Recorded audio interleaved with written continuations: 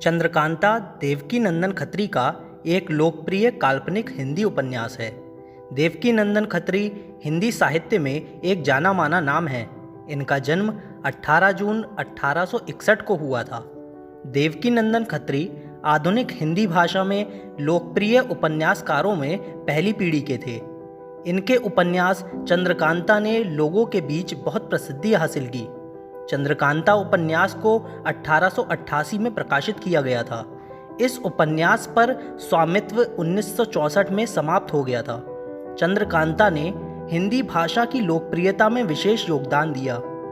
जिस समय यह किताब प्रकाशित हुई तब इसकी लोकप्रियता इतनी थी कि जिन्हें ठीक से हिंदी पढ़ना भी नहीं आती थी, उन्होंने भी इसे पढ़ने के लिए हिंदी भाषा सीखी। 90 के दशक में चंद्रकांता नाम से एक टेलीविजन धारावाहिक भी दूरदर्शन पर 1994 में प्रकाशित किया गया। इस धारावाहिक तथा इसकी लोकप्रियता से कोई भी अपरिचित नहीं है।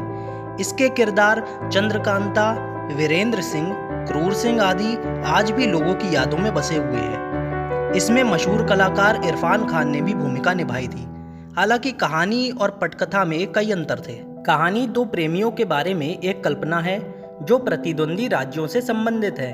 विजयगढ़ की राजकुमारी चंद्रकांता और नौगढ़ के राजकुमार वीरेंद्र सिंह। विजयगढ़ के राजा के दरबार के सदस्य क्रूर सिंह चंद्रकांता से शादी करने और सिंहासन संभालने के सपने देखते हैं। जब क्रूर सिंह अपने प्रयास में विफल हो जाता है तो वह राज्य से भाग जाता है और चुनारगढ़ के शक्तिशाली पड़ोसी राजा शिवदत्त से मित्रता करता है। क्रूर सिंह भी किसी भी कीमत पर चंद्रकांता को वश में करने के लिए शिवदत्त का साथ देता है। शिवदत्त चंद्रकांता को पकड़ लेता है और शिवदत्त से दूर भागते समय चंद्रकांता खुद को एक तिलिस्म में कैद पाती है। उसके बाद कुंवर वीरेंद्र सिंह ने तिलिस्म को तोड़ दिया और अय्यारों की मदद से शिवदत्त से लड़ाई की। कहानी धीरे धीरे चंद्रकांता के अपहरण और चपला द्वारा छुड़ाए जाने के रूप में सामने आती है। हालांकि वे भाग्य के एक झटके से तिलिस्म में फंस जाते हैं। राजकुमार वीरेंद्र सिंह ने चंद्रकांता को मुक्त करने के लिए तिलिस्म को तोड़ना शुरू कर दिया। कहानी तिलिस्म को तोड़ने के लिए वीरेंद्र सिंह के प्रयासों के इर्द गिर्द घूमती है और राजा शिवदत्त उसे खुद को रोकने की कोशिश करते हैं। 90 के दशक के इस धारावाहिक ने भी किताब की तरह ही अपार लोकप्रियता हासिल की। आज देवकीनंदन खत्री जी के जन्मदिन पर उनकी किताब के कुछ लोकप्रिय कथन इस प्रकार हैं। ताकत और तिलिस्म दोनों अलग चीजें हैं, पर जहां ताकत की आवश्यकता होती है वहां अक्सर लोग तिलिस्म खोजते फिरते हैं। प्रेम और हिंसा मानव के मूल स्वभाव में है। प्रेम के लिए हिंसा हो या हिंसा के लिए प्रेम, दोनों में कोई विशेष अंतर नहीं है।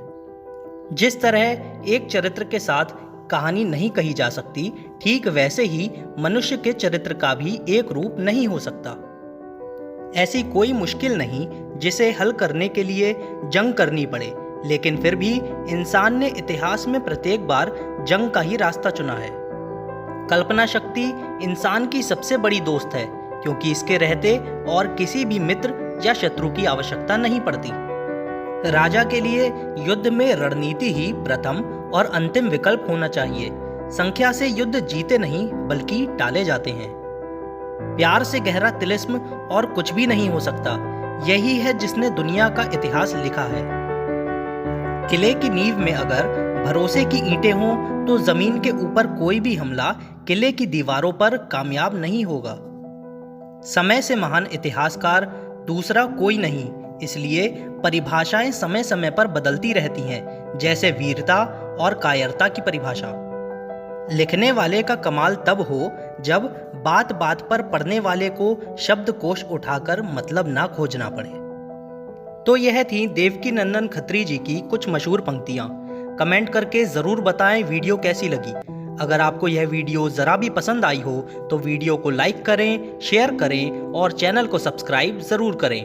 तो मिलेंगे आपसे अगली वीडियो में, तब तक के लिए गुड बाय।